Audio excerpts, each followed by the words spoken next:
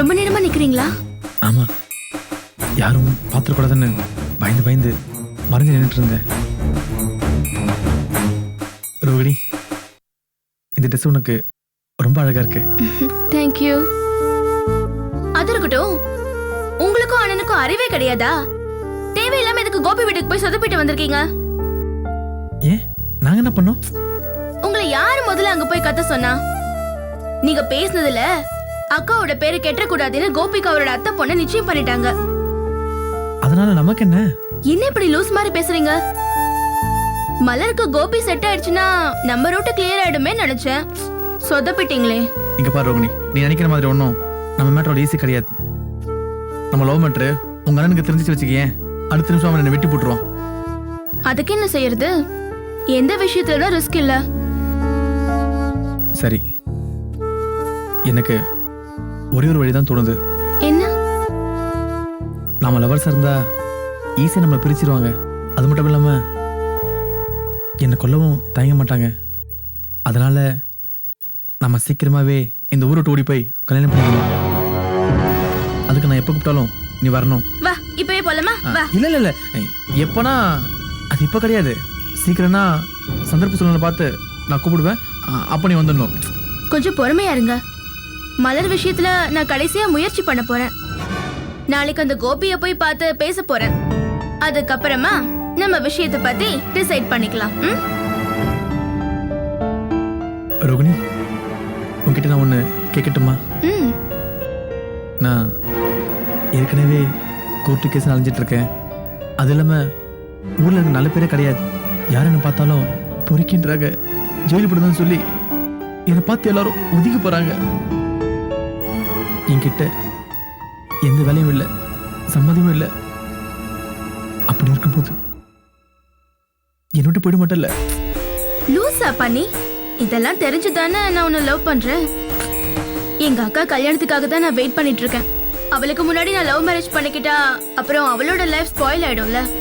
அதுக்காக தான் பார்த்தேன்.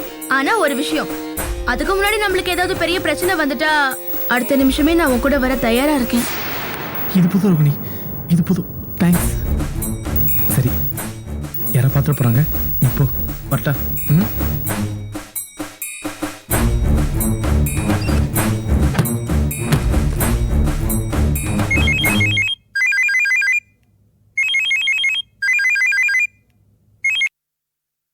சொல்லு மகா. அத்தான், உங்ககிட்ட பேசணும். என்னம்மா, இப்பதான் போனா அதுக்குள்ள ஃபோன் பண்ற? இது என்ன கேள்வி? நான் பண்ணக்கூடாதா? சரி, இப்ப என்ன விஷயமா பேசணும்? ஏன் இப்படி எரிஞ்சு உழுகிறீங்க? நம்ம 2 பேருக்கும் கல்யாணம் நிச்சயம் ஆக போகுது.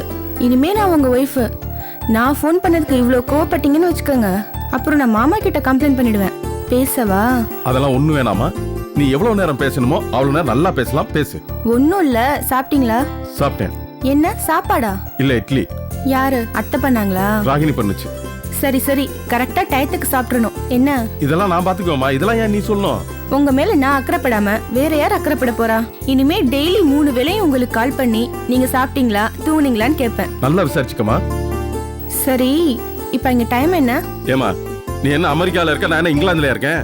நீ பக்கத்துல இருக்க பேராவூர்ல இருக்க, நான் காரைக்குடில இருக்கேன். அங்க என்ன டைமோ அதான் இங்கேயும். சரி சரி, ரொம்ப நேரம் முழிச்சிட்டு இருக்காதீங்க, உடம்பு கெட்டுரும். போய் தூங்குங்க. சரிம்மா, வேற எதுவும் பேசணுமா? Good night, sweet dreams with me.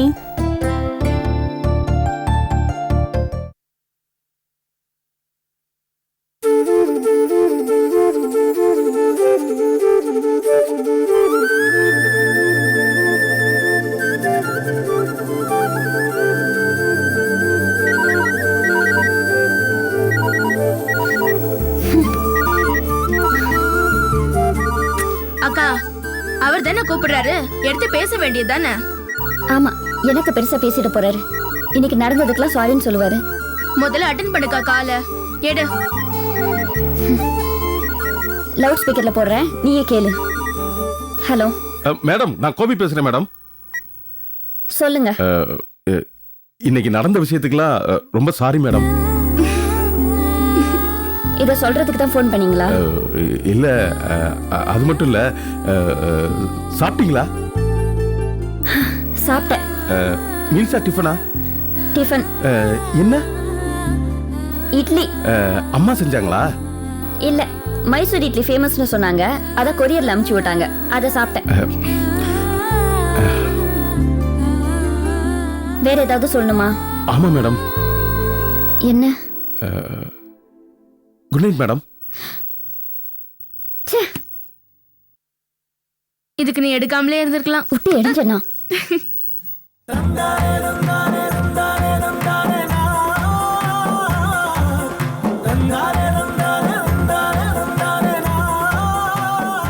என்னடே முப்பெரும் தேவையலா எங்க கிளம்பிட்டீங்க? நிச்சயம் முடிவாயிடுச்சுல, சீக்கிரமாவே கல்யாணமும் வந்துரும். கல்யாண சாமான் ஒவ்வொன்னா வாங்க ஆரம்பிக்கலாம்னு தோணுச்சுங்க. அதான் எப்பெல்லாம் ரெஸ்ட் கிடைக்குதோ அப்பெல்லாம் கடைக்கு போய் ஒவ்வொன்னா வாங்கிட்டு வந்துடலாம்னு நினைக்கிறேங்க. அதுக்குதான் எல்லாரும் ஒன்னா கிளம்பிட்டோம். ஒரு வழியா கடைக்கு கிளம்பிட்டீங்க. ஆமாப்பா. ரொம்ப சிரிக்காத. தாத்தா சேர்த்து வச்ச சொத்து சுத்தி தென்னை மரமா இருக்கு. அப்ப அரசாங்க அதிகாரி, அப்புறம் நீங்க கூட உலகத்திலே கொடுத்து வச்சவளங்க நீங்க 3 பேர் மட்டும் தாண்டி. உங்களை நினைச்சா எனக்கு ரொம்ப பொறாமையா இருக்கு. இவன் ஒருத்தன், இவனை நினைக்கும் போது உங்களோட பொறாமையா இருக்கு. அந்த காலத்துல ஏண்டா கண்டினியூ அந்த காலத்துல ஒரு வெள்ளை வெட்டி வெள்ளை சட்டையில மட்டும்தான் நான் தெரிஞ்சுக்கிட்டு இருந்தேன். இவனை பாரு, காவடி தூக்குற மாதிரி கலர் கலர் ட்ரெஸ் போட்டு தெரிஞ்சுக்கிட்டு இருக்கான். தோசைக்கல்ல வேற டாலரா மாட்டிட்டு தெரிஞ்சுக்கிட்டு இருக்கான் சைக்கிள. என்ன டாடி இதெல்லாம் பார்த்து நீ சந்தோஷப்படணும் டாடி. பெருமைப்படாம இப்படி திட்டிக்கிட்டு இருக்க. இந்த கிராமத்துல லேட்டஸ்ட் ட்ரெண்ட் அப்டேட் பண்ணிக்கிட்டு இருக்கேன். இத பார்த்து பெருமைப்படணும். நான் அடுத்து என்ன செய்ய போறேன் கேட்டா ஷாக் ஆயிருவேன். என்னடா பண்ண போற? காதுல பெரிய பெரிய வளையம் போட போறேன். பாடி ஃபுல்லா டாட்டூஸ் குத்த போறேன். அப்புறம் தலையில ஹேர் கலரிங் பண்ணி பச்சை கலர்ல அப்படியே நட்டமா நிப்பாட்டணும்னா ஃபாரின் ஸ்டைல்ல.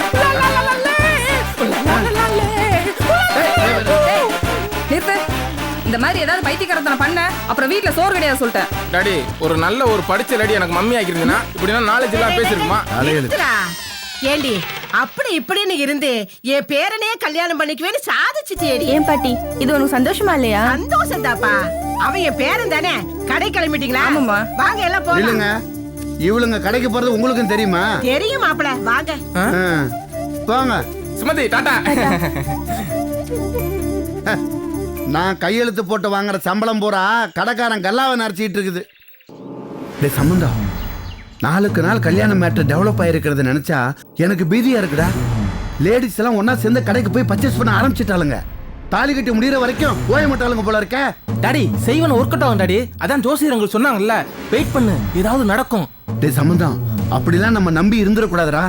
நாம என்னதான் பவர்ஃபுல்லா செய்வனு வச்சிருந்தாலும் ஒர்க் அவுட் ஆகாம போயிடுச்சுன்னா, அப்படி இல்லைன்னா லேட்டா ஒர்க் அவுட் ஆகிறதுக்கு வாய்ப்பு இருக்குல்ல. ஆமா டாடி, கரெக்ட் பாயிண்ட். ஒருவேளை நம்ம வச்ச செய்வன கல்யாணத்துக்கு அப்புறம் ஒர்க் அவுட் ஆச்சுன்னு வச்சுக்க, நம்ம சிஸ்டம்ல பாதிக்கும்.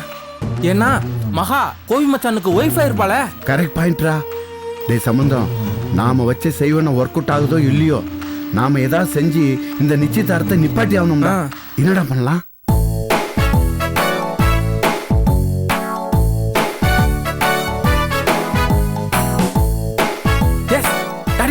பேசாம கோவி மச்சானோட சைக்கிள் பிரேக்க புடிங்கிட்டோம்னா ஓடிட்டு போகும்போது இது ஆக்சிடென்ட் ஆயிரும்ல. அவன் பெரிய கார் ஓட்டிட்டு இருக்கான், பிரேக் பிடிக்கிட்டா ஆக்சிடென்ட் ஆயிடும். அவன் சைக்கிள் ஓட்டிட்டு போற தெருவுல ஏத்த மாதிரி கார் வர்றது அபூர்வம்டா. டெரரா யோசி.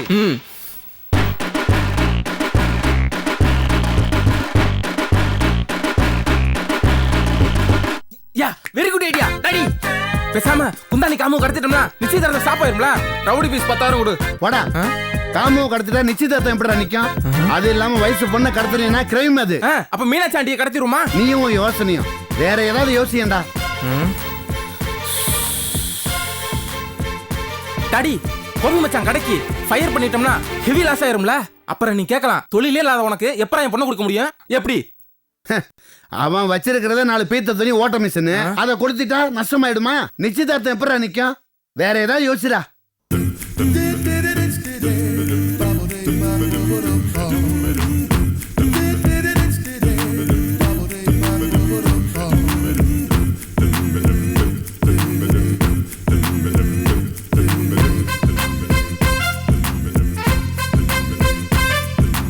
Daddy final idea. வேற வழியே இல்ல. கேக்குறியா? சொல்லு. மனசை தேத்திக்க. என்னடா? பேசாம நம்ம தாய் கிழவிய. அத்தைவா? ஆமா டாடி, அது சொல்லி முடிச்சிடலாம். அது சும்மா தானே சுத்தி தெரியுது. அது இருந்து என்ன பண்ண போகுது? நீ ஓகே மட்டும் சொல்லு, அது கதையை நான் முடிச்சிடுறேன். அது செத்துருச்சுன்னா நிச்சயதார்த்தம் ஸ்டாப் ஆயிரும்ல. நீ வர வர ரொம்ப கேவலமா போயிட்டு இருக்கடா. தப்பு தப்பா யோசிக்கிறிய. நீ என்ன ரவுடி பையலாம்? யோ நீ என்ன யோக்கிய மாதிரி பேசுற? செய்வனை வச்சு கோபியையும் பாண்டியும் காலி பண்றதுக்கு பிளான் பண்ண, அது கரெக்ட். நான் ஸ்ட்ரெயிட்டா மேட்டர் முடிக்கணும்னு சொல்றேன், அது ரவுடி தானமா? What daddy? ஏண்டா சம்பந்தம்? போட்டு தள்ளுறதுன்னு முடிவாயிட்டாக்கா கிழவி எதுக்கு? கோபிவே போட்டு தள்ளிட்டா பிரச்சனை முடிஞ்சிடும்ல. இது கரெக்ட் டாடி. எதுக்கு சாக போற கிளைய போட்டு தொந்தரவு பண்ணிக்கிட்டு? ஃபைனலா பாத்துக்கலாம்டா. ஆனா எனக்கு இப்போ ஒரு யோசனை தோணுது. என்ன டாடி? நிச்சயதார்த்தம் அன்னைக்கு நெஞ்ச பிடிச்சிட்டு ஹார்ட் அட்டாக்னு உட்காந்துட்டா இந்த நிச்சயதார்த்தம் எப்படி நடக்கும்? Super daddy. நானும் உன்னை ஆஸ்பத்திரியில போய் அட்மிட் பண்ணிடுறேன். எனக்கு தெரிஞ்ச பீகாக் மதர்னு ஒரு நல்ல நர்ஸ் இருக்கா, அவ ஹாஸ்பிட்டல்ல உன்னை அட்மிட் பண்ணிடுறேன். ஓகேவா? டே, ஹார்ட் அட்டாக் வந்தா நல்ல டாக்டர்கிட்ட கூட்டு போறேன்னு சொல்லுவாங்க. நீ என்னடா நல்ல நர்ஸ்ன்னு சொல்லிட்டு இருக்க? டாடி, உனக்கு என்ன நிஜமாவே ஹார்ட் அட்டாக் வந்தா போய் அட்மிட் பண்ண போறான்? சும்மா தானே. அதுக்கு எதுக்கு நல்ல டாக்டர், நல்ல நர்ஸ் இருந்தாலே போதும். பீகாக் மதர் ஹாஸ்பிட்டல்ல டெட்டால் ஸ்மெல்லே வராது, மல்லிகைப்பூ ஸ்மெல் தான் வரும். அது தெரியுமா? இப்போதைக்கு இதுதான்டா வழி. நிச்சயதார்த்தம் மாதிரி பண்ண போறீங்க, எனக்கு ஹார்ட் அட்டாக்கே வரப்போகுது. அப்ப என்னடி பண்ணுவீங்க?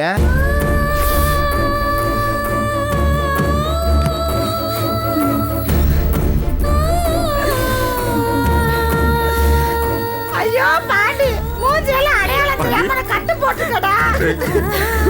ஒத்த பிள்ளைய பெற்றதுக்காக இந்த மாதிரி எல்லாம் நடக்குது. கண்ணனை பாருமா. எதுங்க பாண்டி இப்படி இருக்கா?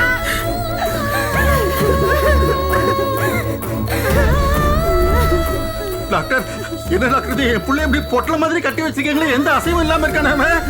அதான் உங்க பையனோட நிலைமை. தலையில பலமா அடிபட்டு இருக்குல்ல, இப்படி ஒரு வாரத்தோட பேசாம இருக்கானே, என்னால பார்க்கவே முடியல. Severe head injury. அதான் மயக்கமா இருக்காப்ல. டாக்டர், உசுருக்கு எந்த ஆபத்தும் இல்லையே? உயிருக்கு எந்த ஆபத்தும் இல்ல. ஒரு அப்சர்வேஷன்ல வச்சிருக்கோம். கண்டிப்பா ரெக்கவர் ஆயிடுவாரு, பயப்படாதீங்க. என்ன டாக்டர் இப்படி மூஞ்சியே தெரியாத அளவுக்கு தலையை சுத்தி கட்டு போட்டு வச்சிருக்கீங்களா? எனக்கு உடம்பெல்லாம் பதறது டாக்டர். டாக்டர், அவன் கண்ணு முடிச்சதுக்கு அப்புறம் நல்லபடி ஆயிடுவாங்க. அது உங்க பையன் கண்ணு முழிச்சதுக்கு அப்புறம் தான் தெரியும். இப்ப அதை நினைச்சு குழப்பிக்க வேண்டாம். இனி நீங்க செய்ய வேண்டியதுலாம் சீக்கிரம் குணமாகணும்னு கடவுள்கிட்ட வேண்டிக்கிறது தான். டாக்டர்ஸ் வேலை முடிஞ்சிருச்சு, இனி கடவுள் அருள் தான் வேணும். இப்படி இருந்து இல்லாத மாதிரி கிடக்குறானே நம்ம பிள்ளை, அடையாளமே தெரியலங்க. என்ன மாதிரி எங்களோட வேலை முடிச்சு போச்சு, இனிமே கடவுள் தான் பாத்துக்கணும்னு சொல்லிட்டு போறாரு. இனிமே கடவுளை வேண்டது தோற வேற வழி இல்லைன்னு நினைக்கிறேன் நானு.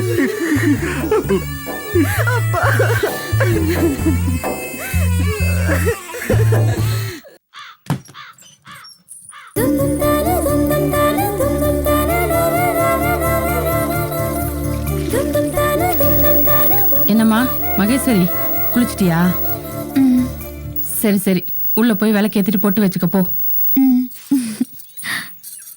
என்ன சாந்தி, உன் தம்பி தேறிட்டான் போல இருக்கு. இதுக்கு தான் அடிச்சு புரண்டு ஓடி இருந்தாங்களோ? ஏன் நீங்களே இப்படி இருக்கும்போது என் தம்பி அப்படி இருக்க மாட்டானா? அவனுக்கு என்ன குறைச்சல்? அவன் ராஜா மாதிரி. ஐயோ, என்னது? ஹவுஸ் ஓனர் வந்திருக்கான். வெளியே வாங்க ஐயா. அஜ்ஜோ, வாங்க. அண்ணி, வெளியே யார் வந்திருக்காங்க? அது யாருன்னு நான் பாத்துக்கிறேன். நீ உள்ள போய் விளக்கேத்து போ. போமா போ. வாங்க, கொஞ்சம் வாடா.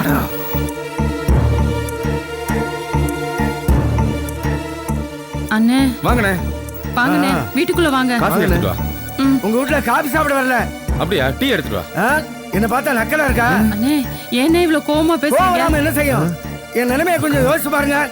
சொல்லி எத்தனை நாள் ஆச்சு? 3 மாசமா சொல்லிக்கிட்டு இருக்கேன். என் பொண்ணுக்கு இந்த வீடு தேவைப்படுது, காலி பண்ணி கொடுங்க. கொஞ்சமாவது யோசிக்கிறீங்களா? இவன் என்ன பண்ணிடுவாங்கிற தைரியம் தானே? சேச்சே, அப்படிலாம் இல்லண்ணே. உங்களை பத்தி எங்களுக்கு தெரியாதா? நான் தான் ஏற்கனவே சொன்னேன் இல்லண்ணே, என் மச்சானு கல்யாணம் வச்சிருக்கோம், அது விஷயமா கொஞ்சம் அலைஞ்சிக்கிட்டு இருக்கோன்னு. இப்பதானே கல்யாணம் முடிஞ்சு, உங்களுக்கு தான் தெரியும்ல, அதானே. அட அதுக்கு இதுக்கு என்னங்க சம்பந்தம்? நான் மற்ற ஹவுஸ் ஓனர் மாதிரி உங்களை அடிச்சு துரத்துறேன்னா? இத்தனை மாசமா சொல்லிக்கிட்டு இருக்கேன். சரி, அதை விடுங்க. என்னோட இன்னொரு வீடு இருக்கு, அதுல குடி போங்க. இந்த வீட்டை ஆல்ட்ரேஷன் பண்ணி மகளுக்கு தரணும்னு நினைக்கிறேன். அதை கூட புரிஞ்சுக்க மாட்டேங்கிறீங்களே. இதெல்லாம் உங்களுக்காக இல்ல, அது நினைக்கிறேன் அந்த பொண்ணுக்காக.